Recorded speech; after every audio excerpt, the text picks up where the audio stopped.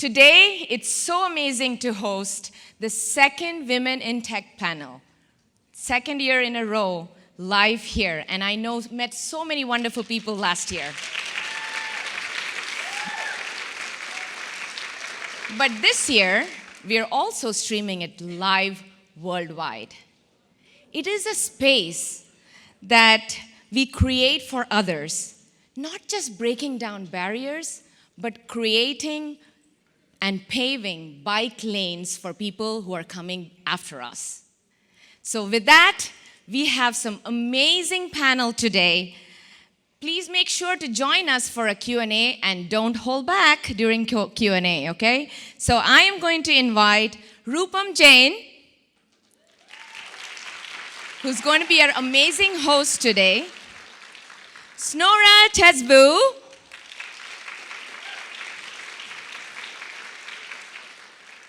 Nicole Ferrini, Nikki Parsons, and of course, our own Aruna Ravichandran. All of these leaders are not just climbing the ladder and breaking the ceiling, but they're doing one thing, which is why they're here. They are sending the elevator down and bringing people up. So enjoy.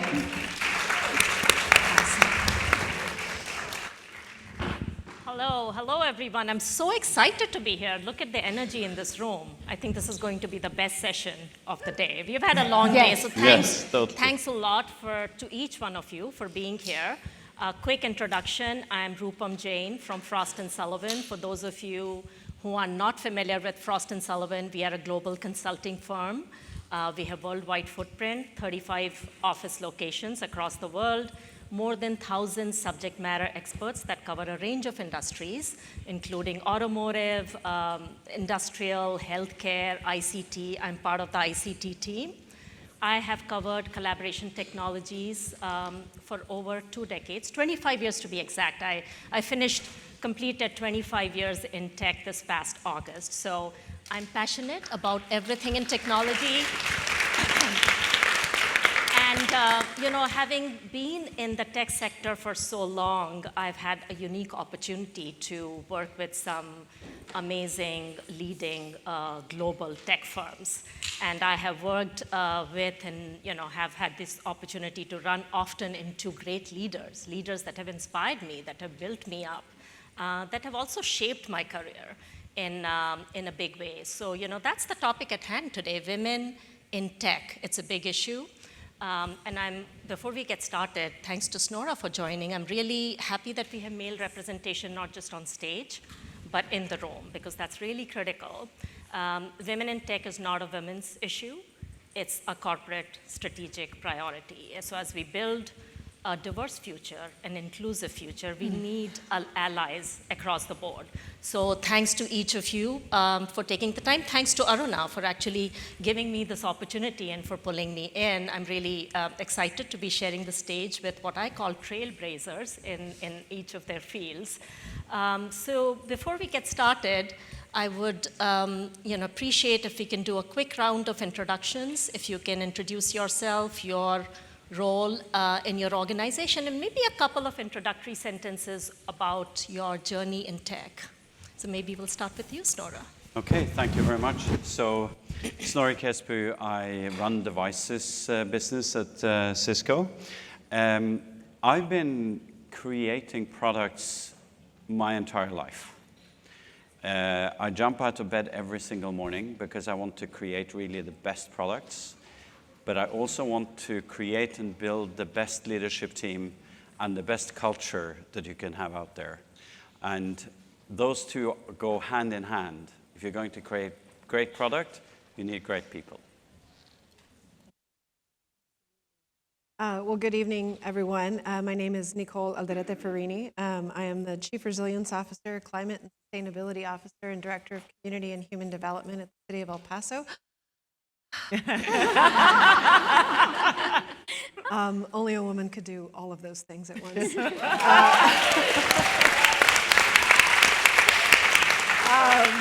Thank you all. I feel so incredibly privileged to be here. I am not directly in the technology industry. I am in government. I am in the business of serving the most vulnerable in our communities across this country. But what I have learned and how I interface with technology is that when technology is deployed in support of solutions for the most vulnerable, we are the most successful. And I do think that it has been a long journey into leadership. I think that I've seen more and more women taking a leading role in solution building and on teams, but there's still a glass ceiling, everyone. Let's all acknowledge that it's still there, and I think when we start to talk about decision-making, I would like to see more and more women in those decision-making positions as we move forward. City managers and, dare I say, presidents.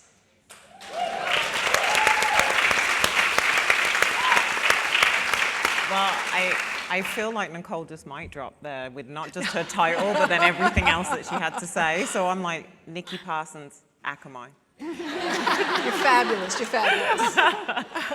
So nice to meet all of you amazing ladies and male advocates in the room. I'm so excited. This is the session I've been looking forward to all day. And I'm so happy to see the amount of people in the room. I'm a VP of engineering over at Akamai, so not only am I in a technical role, I also work for a technical company. My journey, I have been in IT for over 20 years at this point. I know you're all thinking that's not possible, but it is 100% true. And it wasn't like I planned a career there. It literally was offering the equivalent of 75 cents an hour more. And I took a job on a help desk, and that's where I started my career into IT. And I'm going to hand over to Aruna. Okay, Aruna Ravichandran here at Cisco. I run marketing. A little bit about me. I've been in the technology sector for a little over 20 plus years, like all of you ladies. And I've had an interesting career, meaning that I've spent the first, I would say, 10 years of my career on the engineering side, because I grew up in India, born, raised in India, and my mom gave me only 3 options: engineer, doctor, or a loser. I had to pick one of them. And so I decided to pick engineering because I was good at math, and then embraced the path and loved what I did as an engineer. I grew up into an engineering leader and worked at Hewlett-Packard for 17 and a half years at that time.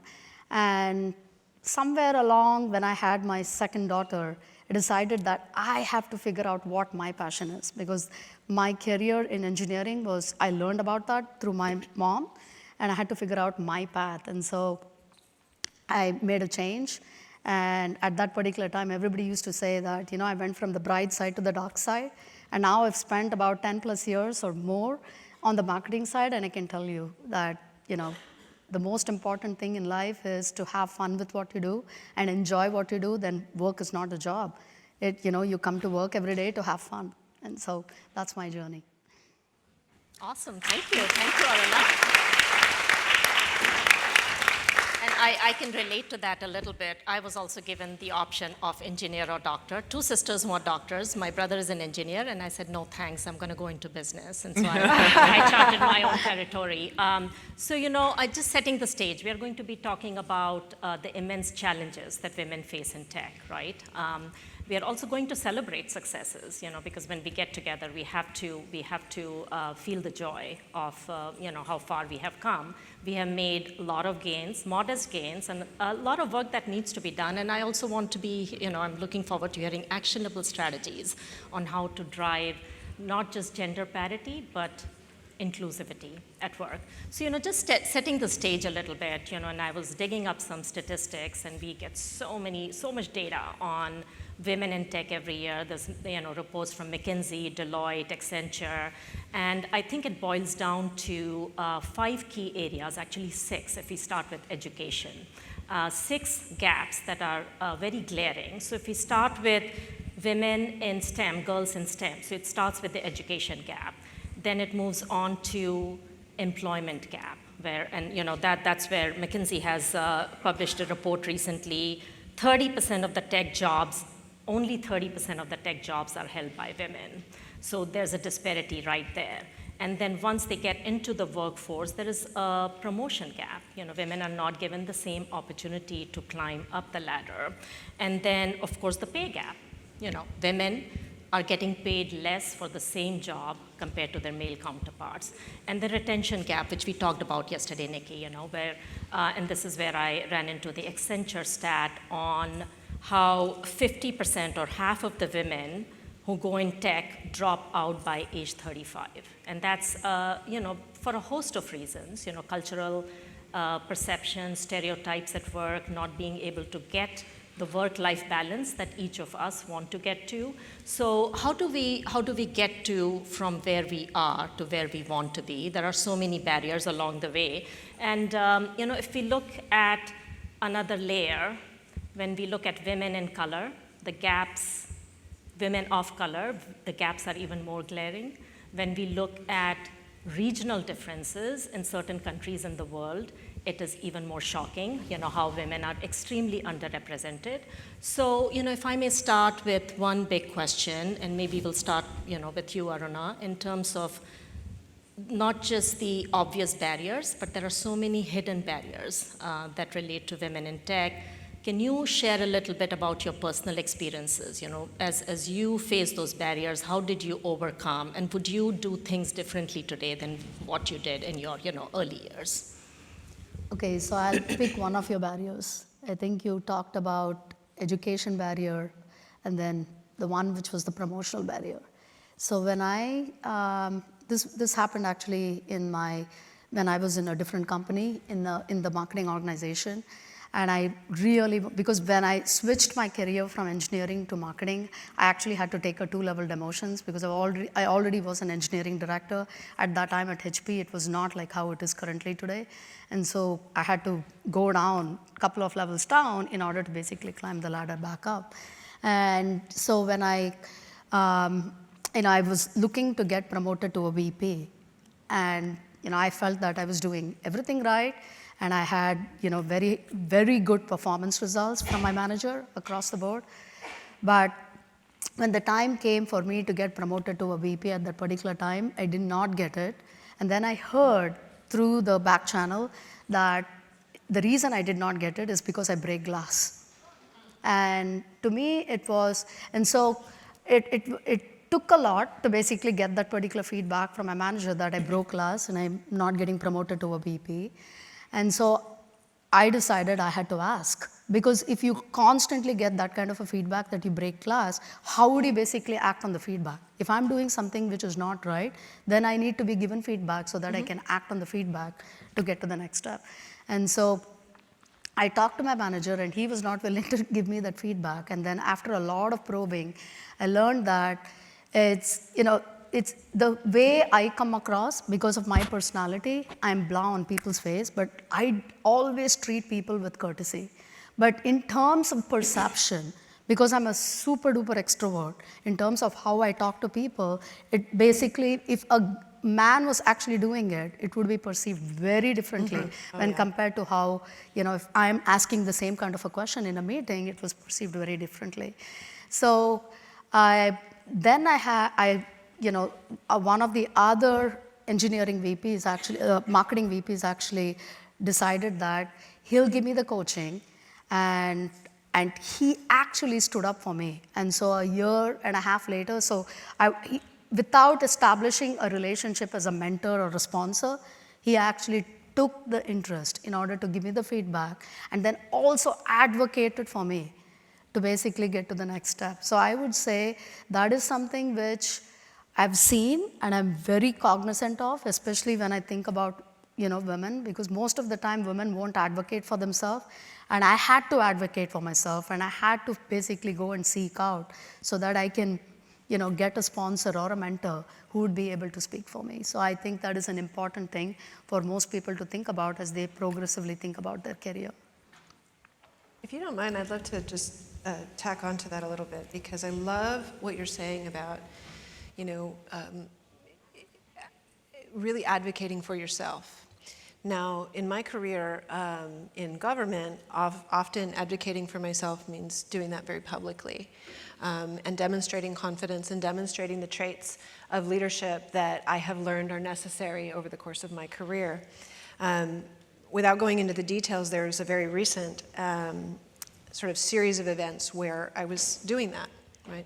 Talking about what my strengths were, why my background made me correct for this, particular role. And what was interesting is some of the feedback that I got was, she's so not humble enough. And I thought, and at first I took that very, very hard. I thought, oh my God, it is the last thing that I intend to come off as not humble or not, or I guess conceited is the word. I'm not sure, overly arrogant, whatever that is.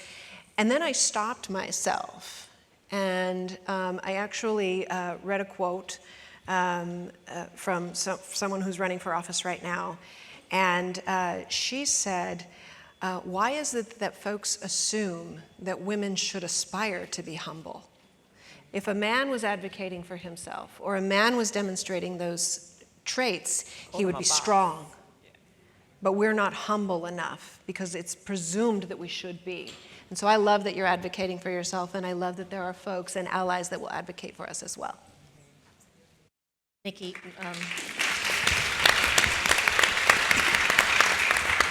would you like to add to that in terms of your I definitely experiences? would. And how I you also want overcome? to advocate for myself on stage. Please stop making me go after Nicole. No. I'm advocating for you, love. I'm advocating for you.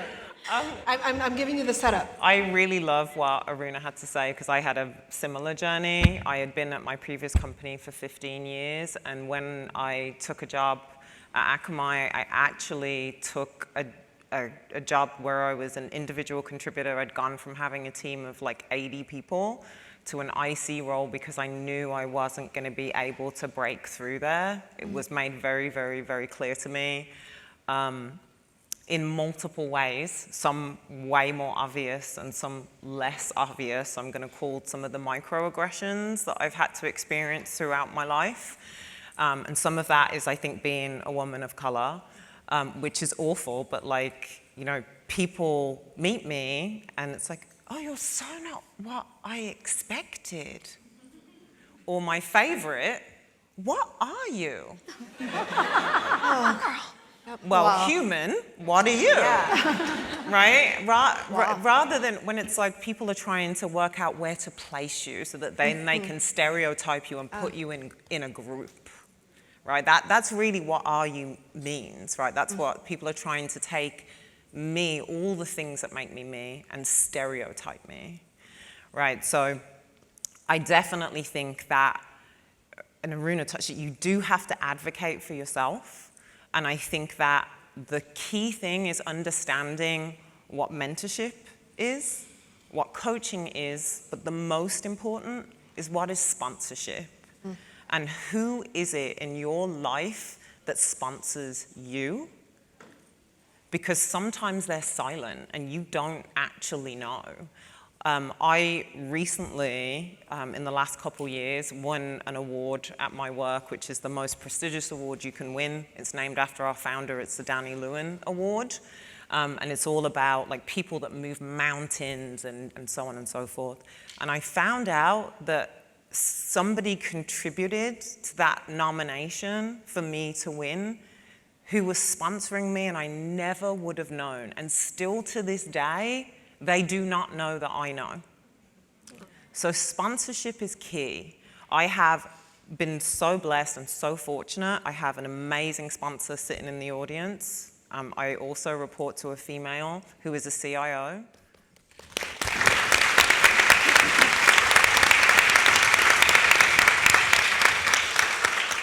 And she's celebrating her birthday today. As well. Another birthday girl. Today's everybody's birthday. And from my inception at Akamai, she took time out to mentor me as I was going through. And it wasn't just mentoring me about work, it was also motherhood and all of the things as women that we face. menopause, motherhood, getting older, getting fatter as you get older, like all of it, right? And so that's the key, is finding who it is that is in your corner and building on those relationships and not being scared to ask, right? Because if you don't ask, it's an immediate no, but if you do ask, it might be a yes. Excellent. And I want to pick up on that note, sponsorship and mentorship. Very, very important aspects, right? And completely different, two different things. I learned that along the way. You know, mentorship is being coached, being, skilled, giving you the skills to do your job. And sponsors could be someone who's silently supporting you, backing you up, opening opportunities and doors for you, and that's so important. And Snora, I know you work with some amazing women in your team. As a business leader, are there any organized efforts around sponsorship, mentorship? How do you promote that within your organization? Yeah, so at Cisco, we have multiple programs. One is having an executive sponsor, mentorship, and also ceiling breaker program, as we call it at Cisco. And what is amazing by that is that you basically set up this, and you're very organized about the way you set it up. And you have different people that are sponsoring. And I go back in my own career and I look at how did I get here? And it's because I had some very, very good sponsors and some very, very good mentors. Now it's my time to give that forward. And the interesting thing with a mentor-mentee setup that I think it's really an eye-opener is not only am I being a mentor, but the mentee is probably mentoring me just as much. So you get this thing that goes both ways.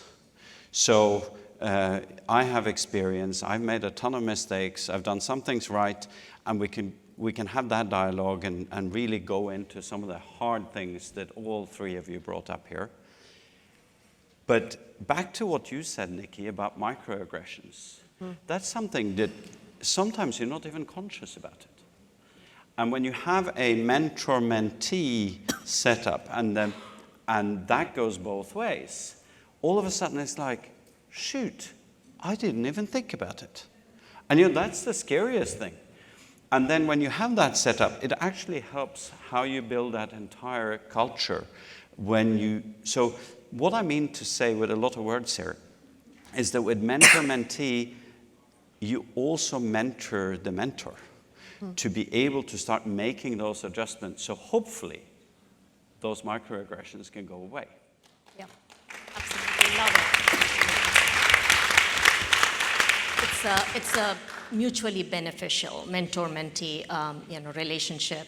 I want to pick up on the topic of microaggression. And again, as I was looking up stats and research, I was absolutely shocked to see this pie chart. 65% of the women respondents said that they are overlooked or dismissed in meetings. And a shockingly high, 15% said that they are asked to get food or coffee. And I was like, in this day and age, but I think there are certain, and it could be regional, it could be certain segments where women are stereotyped and in certain roles, and it's very, very important to raise awareness. And it could be an HR structured initiative on how to avoid those microaggressions in interactions. And I want to get to you on terms of meetings. I'm passionate about meetings, intelligent meetings, equitable meetings, and I think what we have done over the last 3, particularly 4 years, post-pandemic, equitable meetings where everyone has a voice in the meeting.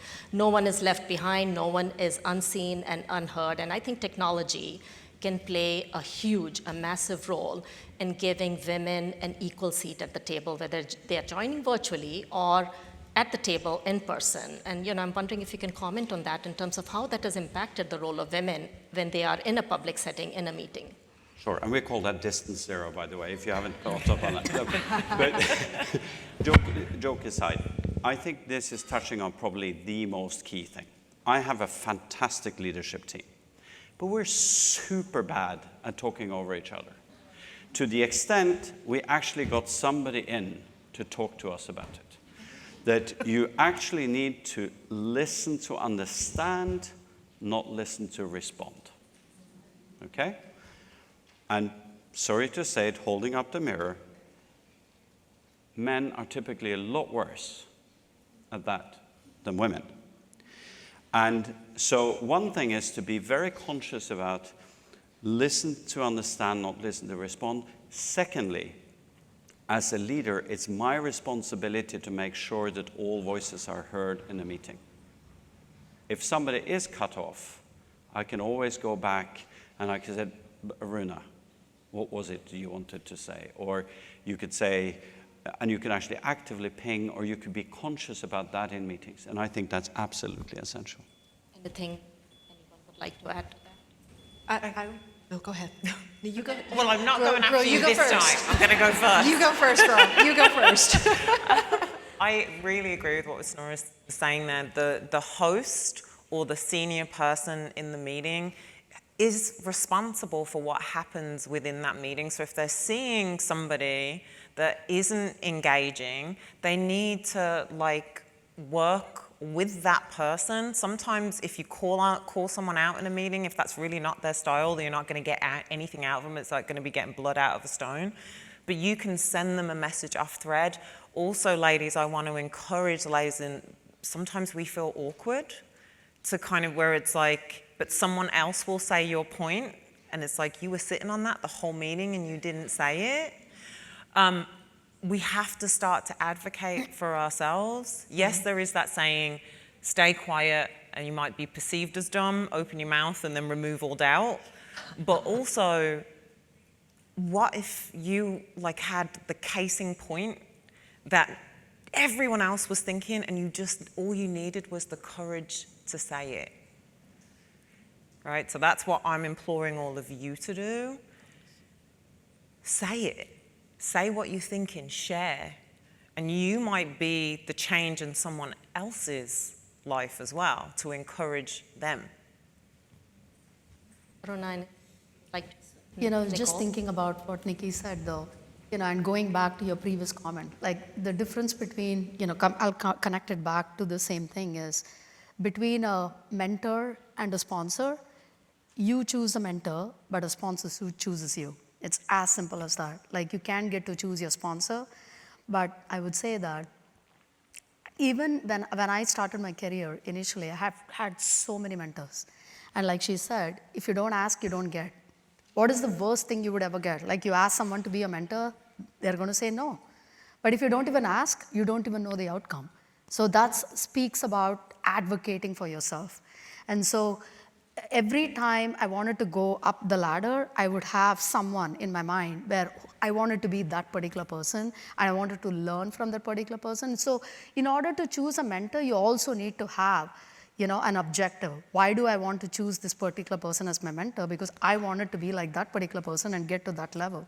And there have been times when people have said yes, and there have been times when people have said no, and it's totally okay, right? And so going back to that, I would say it's very important to, going back to the meeting conversation, if you don't, express how you feel, then somebody else will not know. And many a times we get tongue-tied, especially, I would say with women, regardless of who you are, if you see people of senior authority, it becomes very easy for us to basically bend and say, okay, I'll go with it. Mm-hmm. But if you feel very strongly about it, I've also learned that it's okay to push back. And push back in a very polite way. You don't have to be rude about it, but it's okay to push back. It's okay to basically provide the feedback. And I've learned this, through my journey across the board, because I myself, I'm very opinionated, but I've learned from a lot of people who have worked for me, worked with me, and I've actually worked for, where it is an important skill set to also have. Yeah, and I want to build up on that, and I think the theme here is self-advocacy. That's very important. Nikki, I'm picking up from the conversation yesterday where you said, we're thick-skinned, we kind of fought our way through. I've been like that. I mean, I remember back in the day, I think almost 20 years back, entering a boardroom with about 20 to 25 male members, and I was the only female analyst. And that didn't faze me. being an immigrant, coming to a new country, adjusting, I kind of slipped into it. I focused on my content, the value that I'm bringing to the table. But there are a lot of women with shy personalities, and they are not vocal in a public setting. They are not exactly in the right frame of mind to advocate for themselves. So Nicole, maybe if you can share some strategies, tips and tricks on how to work with women with different personalities, how should they go about making those personal one-on-one connections rather than, speaking up in a more vocal or in a more public way? Yeah, absolutely. I think I'm clearly a very shy person. No, I'm kidding. No, I feel the same, and that, I have been, just a little bit of my background, I'm the first woman in my family, the first person in my family to go to college, to, really go and have a career instead of a job. So I remember the first time walking into, I'm going to reference not a boardroom, but rather a city council executive session. Right, I'm walking in with all of these elected officials and whatever. I felt immediately that I had to make my presence known. I had to use my voice, but I had to make sure that every single word that came out of my mouth was something of value. And I noticed that that's something that some of my male counterparts didn't necessarily feel bound to. And so that's some advice that I sometimes will give to some of my female counterparts, to say, if you're going to say something, to your point, say what you're thinking, speak your truth, say it with confidence, but know what value that you're adding to the table. However, if I'm in the room with another woman and I see that she's struggling with that, in that executive session with the city council, or, a bombastic mayor that, is going to talk and talk and talk and talk, and you really need to get in there, I'll help, because I do have that, personality trait. And I think that that's something that we as women really need to recognize. We were talking about it just before, or I was talking about it with someone, where you really, let's not ladder pull, ladies, right? Let's really, there is room for all of us in that executive session, in that boardroom, in that corporation, in that whatever it is. And so let's pull our sisters up, and let's if she is feeling shy, then let's use our strong voice and give her that platform. And then once she does it, she's going to know how that feels, and she's going to do it again. So that would be my advice. Yep, thank you. Thanks for sharing. And I'm looking at the clock. I think we are going to go with our final questions. Nora, I'm going to start with you. We are at a technology event, conference. What is that one technology trend that you're most excited about, and how do you see it impacting women's lives? 30 seconds for each of you. Okay. Oh, wow. I should have been prepared for this, and I should sort of roll off the tongue. I was thinking of something completely different and talking about we need to make products we love, et cetera, and stuff. But no, I think one of the key things that will help us, and I am absolutely certain of that, is all of the tools in AI. And all the tools in AI will help, because I think women has a bigger responsibility both at work and also at home sometimes. And getting the tools to help is going to be great. And I think all of the things we see with summaries and actions and all the things we've demonstrated here is great. But tagging it back onto Nikki, we must make sure that also that technology is actually made for the entire population, and where it doesn't have the microaggressions in it. So I think that is when we develop that technology, we need to be so conscious about making sure it will fit everybody. I think that, I don't know that I have a specific technology, but I think I have some advice for the technology industry. And I don't think it applies just to women. I think it applies also to minorities, persons with disabilities, those of us that have historically been disadvantaged or discriminated against. I think making sure that whatever product it is we're talking about, that it is truly inclusive. I've heard that word a lot today. I've heard the word inclusive a lot today, and I'm in government, so that word means something very different to me. But I think that as we start to develop, whether it's technology platforms or just a in your hands product, we need to make sure that we're thinking about how everyone is experiencing that. I heard a lot today about amazing experience, right, and how important that is. Is it amazing for everyone? Everyone of all abilities, of all backgrounds, and I think that's something that we just need to constantly be conscious of. I don't think that's something you do one time and go, yep, we got it, right? I think it's something that you continue to be conscious of as you move forward, and I'm really excited because I'm hearing this industry talk about that, and I want to thank you guys for doing that and for leading the way. I'm also probably the most excited about AI. But similar to COVID, I do actually think that unless we're really responsible about it, that AI has the potential to actually impact more women negatively than positively. When you think about areas of the market that it's likely to kind of, disturb the most, right? They're going to be kind of, more entry-level positions, which tend to be more women. And if we look at like the broken rung and so on and so forth from the McKinsey report, so not that I have like a great way of solving that problem, but I think my call to action for the women and the men in this room is making sure that we're responsible with our AI, because there's so many examples already that exist where organizations have been irresponsible, right? I'm not going to name the name of the organization, but they were using AI to do job matching, and based on the way that it was coded and written, it was bringing them back all white males for the position, regardless of whether they were the right candidate or not. So I am the most excited about AI, but I am also the most cautious about it, because I truly do believe that it's probably going to have more of a negative impact on women if organizations are not responsible with it. I would say it's a theme. I am a huge fan of AI. My team is sitting over there, and they'll know. The reason I am so excited about AI, especially in my function in marketing, is it gives my team the velocity. And like I always proudly tell everyone, my marketing team at Cisco, they have 2 jobs. They do their functional job, whether it's field marketing, product marketing, demand gen, doesn't matter, but they also, get up in the morning, starting January 1st, and they'll plan for this particular event. Because I don't have a separate event team. All of the content you see over here was actually done internally by my team. And so really proud of the work they actually do. And so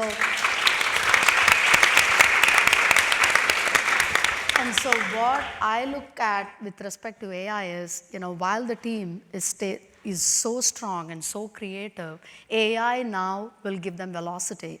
So for example, Josh, who's sitting over there, is my creative director. When I was planning the design for this event, I wanted to iterate. I'm very picky about the design in terms of how things actually look. And he used AI in order to come up with 3 different designs. AI did not create all this because that was actually done by my team. But in order to iterate, it gives you velocity. And I can give you so many examples. Savannah, who's sitting here, who helped actually curate this whole thing, she's my exec comms, and she'll tell you that it's given her velocity. Her brilliant mind now goes into the prompt. Instead of spending a lot of time writing a lot of the stuff, she can use her brilliant mind to basically move it into the prompt. But like everyone said, how you use AI matters. Within Cisco, we have our own AI tool, which is called Bridge IT. And I've told all my team that you cannot use anything other than Bridge IT because you're training somebody else's data. And that can be used against you. We come up with a marketing campaign and you use an external AI tool, they'll know what your marketing campaign is, and before you know it, our competitors can use it against you. So being able to use AI, regardless of which function, has its benefits with respect to velocity and creativity, but being able to use it responsibly becomes very important. Great, thank you so much. Do we have time for Q&A? Okay, so I think we're going to open up for questions from the audience.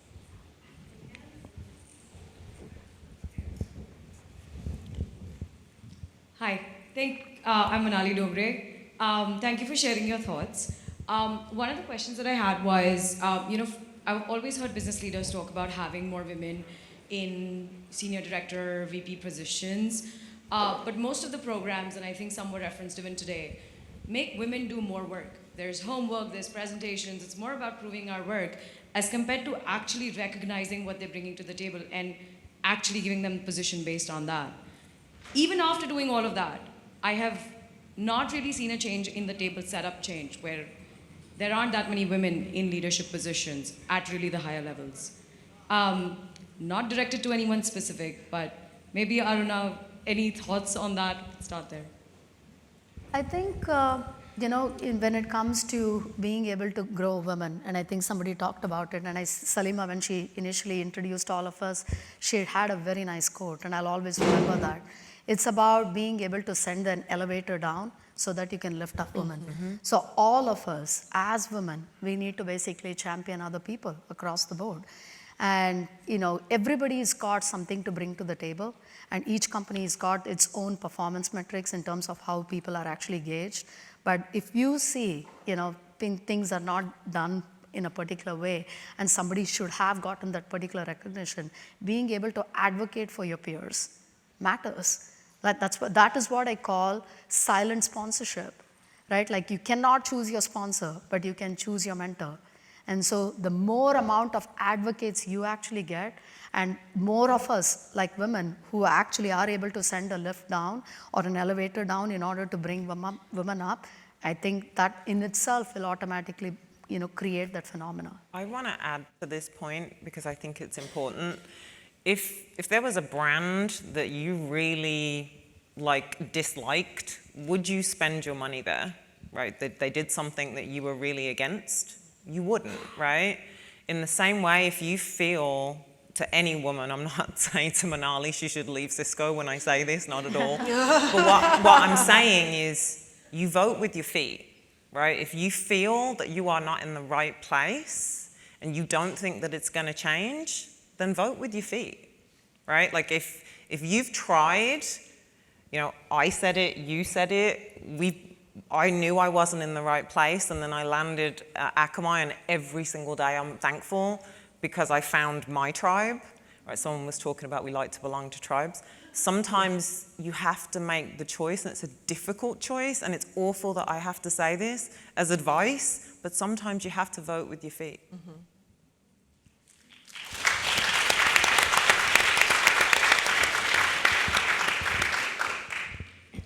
Hi, my name is Nkechi, and I'm so happy to be in this room listening to you all. I think, Nikki, you already touched a bit upon what I was going to ask, but I will ask anyways. I wanted to understand a bit more. How do you negotiate with your manager? Because right now I'm on that quest, and I like what you said, Aruna, with advocating for yourself. At what point do you know now it's time to go? For me personally, I got to the point where I knew that I was ready for more, and I had had the conversation with my manager, I'd had the conversation with their manager, and it was really clear to me that I wasn't going to make it, but then I still wrestled. I'd invested 15 years at my previous organization, and then I had to question myself, well, what am I staying for?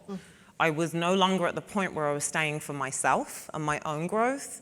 I was staying because I had 80-something people that I loved. And it was in trepidation. I was petrified. When I started at Akamai, I swear to you, I thought about quitting at least once a month for 6 months.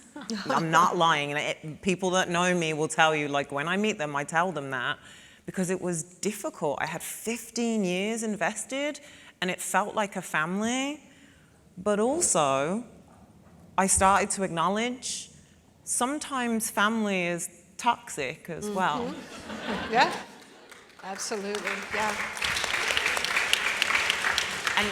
And so I would say to you to ask yourself, why are you staying, and what does your future look like? And then tune into that future, and that will dictate the next step that you take. And another thing to add to that is, that's why I said having an ecosystem of mentors, right? Like, if you have friends, the friends will always basically give you a feedback, which probably will be in your, in favorable to you in best interest. But if you think of a mentor, the mentor doesn't know the situation. And that's why I always say that when I ended up in a position where I wanted to leave a company, and I actually talked to a whole bunch of my mentors.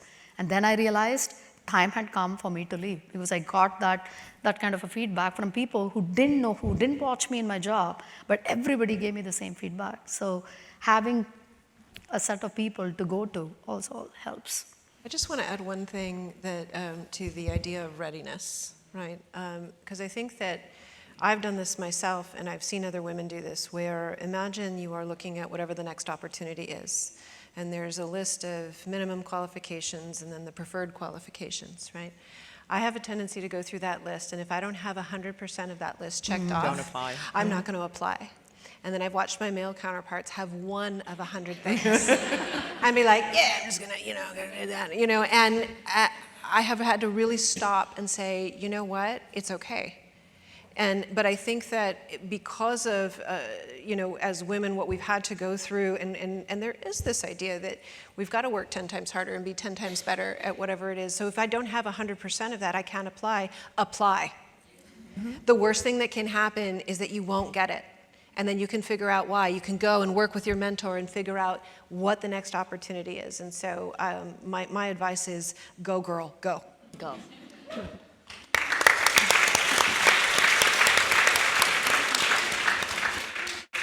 Those are very, very good points. I'm sitting here and I'm thinking, we could change that. What if we made those descriptions in a way that were not bullet points? Yeah. If you didn't have the bullet points, you wouldn't be in the situation that you just brought up.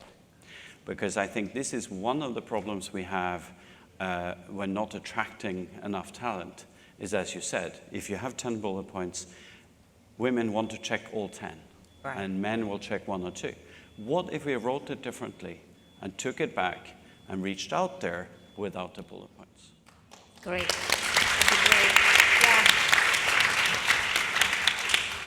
Firstly, I just want to thank you for sharing your experiences. I manage and mentor a number of quite brilliant women, and often, despite my encouragement, my guidance, they can't either see their brilliance or are unwilling to act on it. What guidance or advice would you give to me? What I can tell them that would help them unlock it? It's probably a question for everyone. I would say, rather than tell them, show them. Mm-hmm. Put them in, provide them opportunities where they can either succeed or fail, but fail safely, right? Because that's the only way that they're going to grow, right? You have to move from being a mentor to a coach, and that is quite different. And so to me, rather than what you're saying, provide them more opportunities to either be you, stand in for you, take lead for you, so that they build their own confidence without just you telling them. You have to show them. And then once they're displaying the things, then follow it back up with feedback. And it doesn't always... constructive feedback, right? Like, hey, here's where you did excellent. Here's some things. Here was like how that landed for me. This was the impact. Here's the behavior that you might want to think about changing. And that would be my advice to you, Isaac. Brilliant.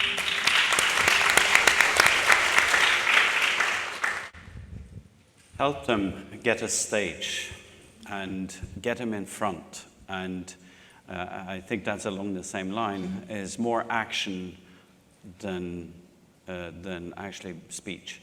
And provide that stage. It could be a small stage initially, but make that stage there. And I think that's the best way to go. Hi there. So first of all, thank you so much for sharing your experiences. My question is, how do you handle when they mistake your kindness for weakness instead of, them realizing that you're tolerating them and you're letting the big boys play in the room and you're giving them an opportunity? How do you handle that?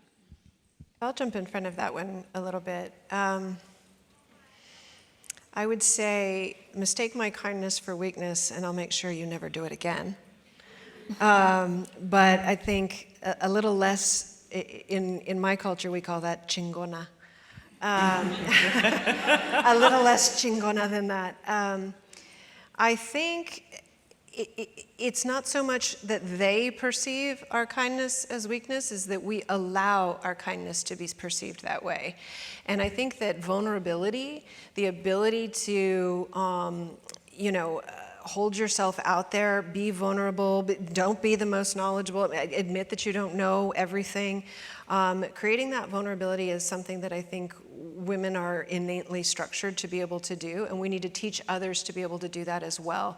And so I think that, when I'm working with, I will give you an example. I have a male assistant director. He reports directly to me, and he is the least vulnerable human I've ever seen. But I've been trying to teach him how to do that. And in teaching him, I've watched him then be more open when he sees that and he recognizes it as strength rather than as weakness.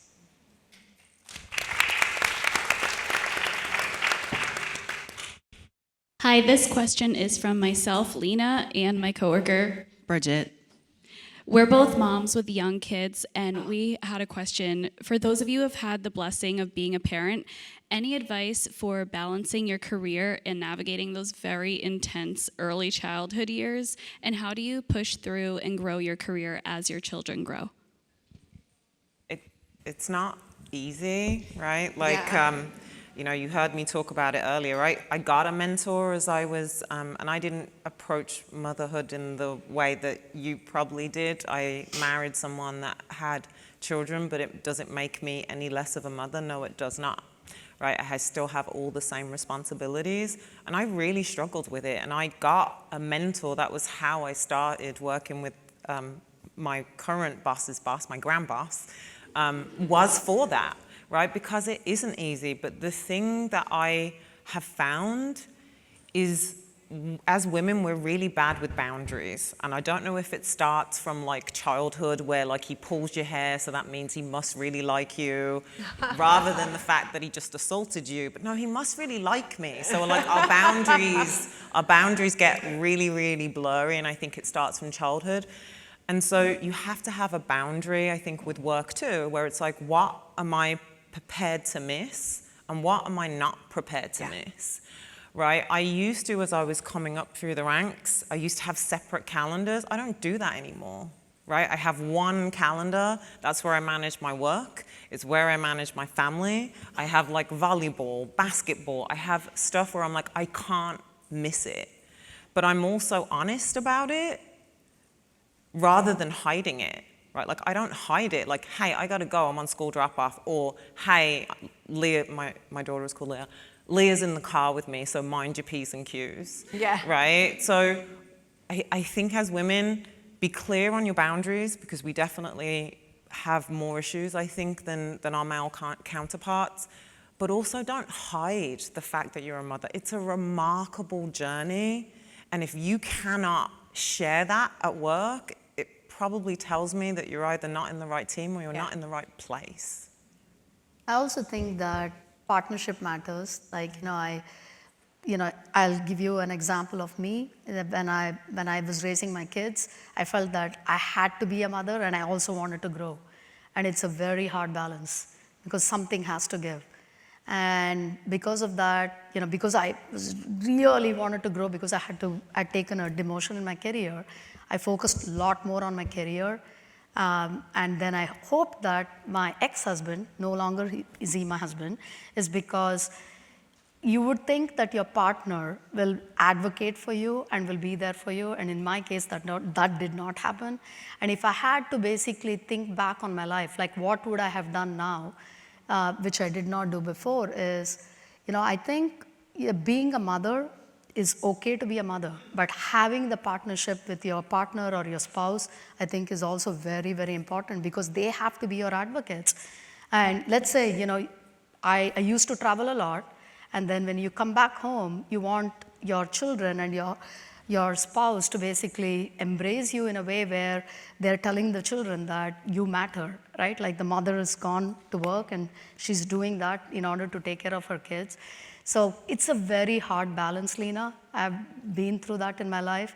And I've come to the conclusion that who is your partner is the most important thing in your life across the board, and having that partnership will make your career very successful and will also give you an opportunity, to bond very much close with your children. I have to add to that. I've had the opposite experience, and so I feel like I want to take this moment to acknowledge my husband. His name is Kevin, everyone. Kevin is at home with our 2 kids right now. Kevin is often he takes them to school in the morning, he picks them up in the afternoon. I have had to come to a place of being okay with that. It wasn't him that wasn't okay with it, it was me. I had to stop trying to do that. But what's been really interesting is I have set up boundaries and said, these are the events I am not willing to miss. Mm-hmm. And I'll give you a quick example. A week ago, my son, my 15-year-old, is in band. He plays the mellophone, marching band. And he had a competition, and his dad had a medical appointment, couldn't be there. I moved heaven and earth, and I was there. I did the thing. I moved the props. I did all the band mom stuff that I'm not accustomed to. And on the way home, my 15-year-old looked at me, and he said, this was the best band event ever. I said, why? He said, because you were there. Aww. I think on that note, thank you so much. Wow, this was amazing. We covered so much ground. I love the personal stories. That's what really makes it, valuable to be here. We covered so much ground today. I hope each of you, I am leaving this room for sure with new knowledge and also a commitment to action, right? That is really important. Thanks again, everyone.